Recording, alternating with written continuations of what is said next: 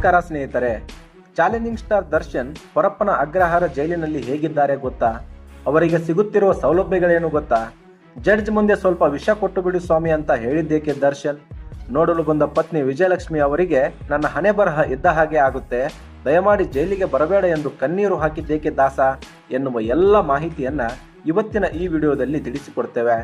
Interesting ಆಗಿರುವಂತಹ ಈ ವಿಡಿಯೋವನ್ನ ಕೊನೆವರೆಗೂ ನೋಡಿ. ಹಾಗೆ ಇನ್ನೂ ಯಾರೆಲ್ಲ ನಮ್ಮ ಚಾನೆಲ್ ಅನ್ನು ಸಬ್ಸ್ಕ್ರೈಬ್ ಆಗಿಲ್ಲ, ಈಗಲೇ ಸಬ್ಸ್ಕ್ರೈಬ್ ಮಾಡಿಕೊಂಡು ಸಪೋರ್ಟ್ ಮಾಡಿ.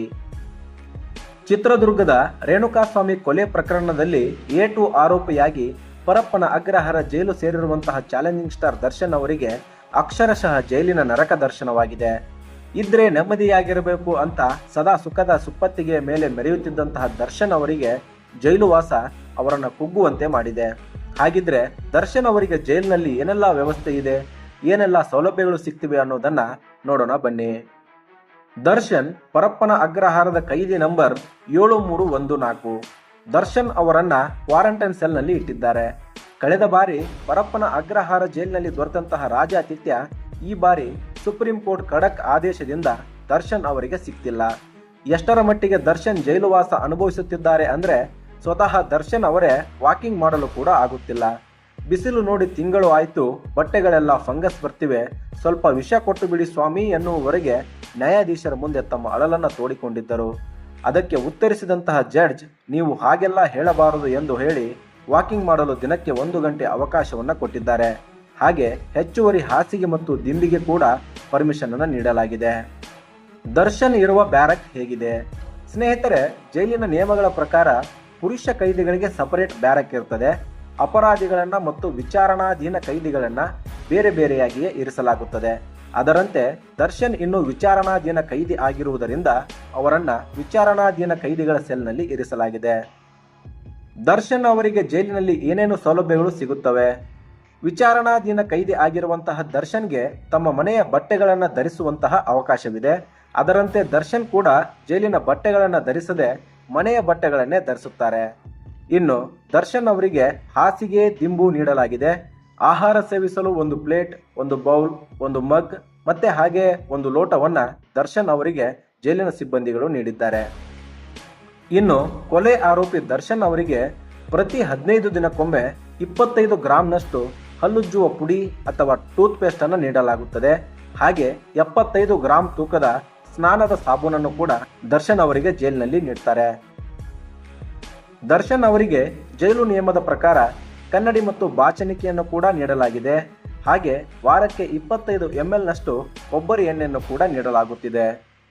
ಜೈಲಿನಲ್ಲಿರುವ ದರ್ಶನ್ ಕೊರಳಿನಲ್ಲಿ ಜೈಲು ಅಧಿಕಾರಿಗಳ ಅನುಮತಿ ಮೇರೆಗೆ ಪವಿತ್ರವಾದ ಸರಗಳನ್ನು ಧರಿಸಬಹುದು. ಹಾಗೆ ಕೈಯಲ್ಲಿ ದಾರವನ್ನು ಕೂಡ ಕಟ್ಕೋಬಹುದಾಗಿದೆ. ಅದು ಕೂಡ ಜೈಲು ಅಧಿಕಾರಿಗಳ ಅನುಮತಿ ಮೇರೆಗೆ. ಕಟಿಂಗ್ ಶೇವಿಂಗ್ಗೆ ಏನ್ ಮಾಡ್ತಾರೆ ದರ್ಶನ್? ಜೈಲಿನ ನಿಯಮಗಳ ಪ್ರಕಾರ ಜೈಲಿನ ಕೈದಿಗಳಿಗೆ ಪ್ರತಿ ತಿಂಗಳಿಗೊಮ್ಮೆ ಹೇರ್ ಕಟ್ ಮಾಡಿಸಿಕೊಳ್ಳುವ ಅವಕಾಶವಿರುತ್ತದೆ. ಹಾಗೆ ವಾರಕ್ಕೊಮ್ಮೆ ಶೇವಿಂಗ್ ಮಾಡಿಸಿಕೊಳ್ಳಬಹುದು. ಹೆಚ್ಚುವರಿಯಾಗಿ ಕಟಿಂಗ್ ಮತ್ತು ಶೇವಿಂಗ್ ಮಾಡಿಸಿಕೊಳ್ಳಬೇಕಾದರೆ ಜೈಲು ಅಧಿಕಾರಿಗಳ ಅನುಮತಿ ಕಡ್ಡಾಯ ಆಗಿರುತ್ತದೆ. ಜೈಲಿನಲ್ಲಿ ಬಟ್ಟೆಗಳನ್ನ ಹೇಗೆ ತೊಳೆದುಕೊಳ್ತಾರೆ ದರ್ಶನ್? ಜೈಲಿನ ನಿಯಮಗಳ ಪ್ರಕಾರ ಪ್ರತಿಯೊಬ್ಬ ಕೈದಿಯು ತಮ್ಮ ತಮ್ಮ ಬಟ್ಟೆಗಳನ್ನ, ಬೆಡ್ಶೀಟ್ಗಳನ್ನ ತಾವೇ ತೊಳೆದುಕೊಳ್ಳಬೇಕು. ಕನಿಷ್ಠ ವಾರಕ್ಕೆ ಒಮ್ಮೆ ಆದರೂ ಕೂಡ ಬಟ್ಟೆಗಳನ್ನ ಸ್ವಚ್ಛತೆ ಮಾಡಿಕೊಳ್ಳಲೇಬೇಕು. ಇದಕ್ಕಾಗಿ ದರ್ಶನ್ ಅವರಿಗೆ ತಿಂಗಳಿಗೆ 250 ಗ್ರಾಂ ಬಟ್ಟೆ ಸೋಪು ಮತ್ತು 50 ಗ್ರಾಂ ವಾಷಿಂಗ್ ಪುಡಿಯನ್ನ ಕೂಡ ನೀಡಲಾಗುತ್ತದೆ. ಒಂದು ವೇಳೆ ದರ್ಶನ್ ಅವರಿಗೆ ಬಟ್ಟೆ ತೊಳೆಯಲು ಆಗದಿದ್ದರೆ ಅವರು ದುಡ್ಡು ಕೊಟ್ಟು ಜೈಲಿನ ಲಾಂಡ್ರಿಯಲ್ಲಿ ತಮ್ಮ ಬಟ್ಟೆಗಳನ್ನು ತೊಳೆಸಿಕೊಳ್ಳಬಹುದು. ಇನ್ನು ಜೈಲಿನಲ್ಲಿರುವ ಕೈದಿಗಳಿಗೆ ಕೆಲಸಗಳನ್ನ ನೀಡಲಾಗುತ್ತದೆ. ಆದರೆ ದರ್ಶನ್ ಅವರು ಅಪರಾಧಿಯಲ್ಲ, ಆರೋಪಿಯಾಗಿರುವುದರಿಂದ ಅವರು ಕೆಲಸವನ್ನ ಮಾಡಬಹುದು ಅಥವಾ ಮಾಡದೇ ಇರಬಹುದು. ಅಪರಾಧಿ ಎಂದು ಸಾಬೀತಾದ ಮೇಲೆ ಕಡ್ಡಾಯವಾಗಿ ಜೈಲಿನ ಕೆಲಸಗಳನ್ನ ಮಾಡಲೇಬೇಕು.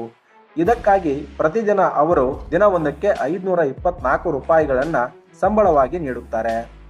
ಜೈಲಿನಲ್ಲಿರುವ ದರ್ಶನ್ ರವರಿಗೆ ಊಟಕ್ಕೆ ಏನೇನು ಸಿಗುತ್ತೆ? ಪ್ರತಿದಿನ 3 ಹೊತ್ತು ನಾನ್ ವೆಜ್ ಊಟ ತಿಂತಿದ್ದಂತಹ ಕೊಲೆ ಆರೋಪಿ ದರ್ಶನ್ ಅವರಿಗೆ ಜೈಲಿನ ಊಟ ಸೇರುತ್ತಿಲ್ಲ ಎನ್ನುವ ಮಾಹಿತಿ ಇದೆ. ಜೈಲು ನಿಯಮಗಳ ಪ್ರಕಾರ ಬೆಳಿಗ್ಗೆ 5 ಗಂಟೆಗೆ ಎಲ್ಲ ಕೈದಿಗಳು ಎದ್ದೇಳಬೇಕು.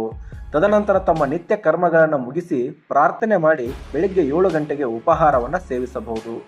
ಅದರ ಜೊತೆ 100 ml ಕಾಫಿ ಅಥವಾ ಟೀಯನ್ನು ಕೂಡ ನೀಡಲಾಗುತ್ತದೆ. ಪ್ರತಿದಿನ ಒಂದೊಂದು ಉಪಹಾರವನ್ನು ಕೊಡಲಾಗುತ್ತದೆ. ಇನ್ನು ಜೈಲಿನಲ್ಲಿ ದರ್ಶನ್ ಅವರಿಗೆ ಮಧ್ಯಾಹ್ನದ ಊಟಕ್ಕೆ ಚಪಾತಿ, ಮುದ್ದೆ, ಅನ್ನ ಸಾಂಬಾರ್, 100 ml ಮಜ್ಜಿಗೆಯನ್ನು ಕೂಡ ನೀಡಲಾಗುತ್ತದೆ. ಹಾಗೆ ರಾತ್ರಿ ಊಟಕ್ಕೂ ಕೂಡ ಚಪಾತಿ, ಮುದ್ದೆ, ಅನ್ನ, ಸಾಂಬಾರ್, ಮಜ್ಜಿಗೆ ಊಟವನ್ನ ದರ್ಶನ್ ಅವರಿಗೆ ಜೈಲು ನಿಯಮಗಳ ಪ್ರಕಾರ ಕೊಡಲಾಗುತ್ತಿದೆ. 3 ಹೊತ್ತು ನಾನ್ ವೆಜ್ ತಿಂತಿದ್ದಂತಹ ದರ್ಶನ್ಗೆ ಜೈಲಿನಲ್ಲಿ ನಾನ್ ವೆಜ್ ಸಿಗುತ್ತಾ? ಖಂಡಿತವಾಗಿಯೂ ಪರಪ್ಪನ ಅಗ್ರಹಾರ ಜೈಲಿನಲ್ಲಿ ದರ್ಶನ್ಗೆ ನಾನ್ ವೆಜ್ ಸಿಗುತ್ತೆ. ಪ್ರತಿ ಶುಕ್ರವಾರ ದರ್ಶನ್ ನಾನ್ ವೆಜ್ ಊಟವನ್ನ ಮಾಡ್ತಾರೆ. ಅದು ಕೂಡ ಲಿಮಿಟ್ ಅಲ್ಲಿ. ತಿಂಗಳ ಮೊದಲ ಶುಕ್ರವಾರ ಮಟನ್, 2ನೇ ಶುಕ್ರವಾರ ಚಿಕನ್, 3ನೇ ಶುಕ್ರವಾರ ಮಟನ್, 4ನೇ ಶುಕ್ರವಾರ ಚಿಕನ್ ಊಟವನ್ನ ದರ್ಶನ್ ರವರಿಗೆ ಜೈಲು ನಿಯಮಗಳ ಪ್ರಕಾರ ನೀಡಲಾಗುತ್ತದೆ. ಒಂದು ವೇಳೆ ದರ್ಶನ್ ನಾನ್ ವೆಜ್ ಊಟವನ್ನು ನಿರಾಕರಿಸಿದ್ರೆ ಅವರಿಗೆ ಸಿಹಿ ಊಟದ ವ್ಯವಸ್ಥೆಯನ್ನು ಕೂಡ ಮಾಡಲಾಗಿರುತ್ತದೆ.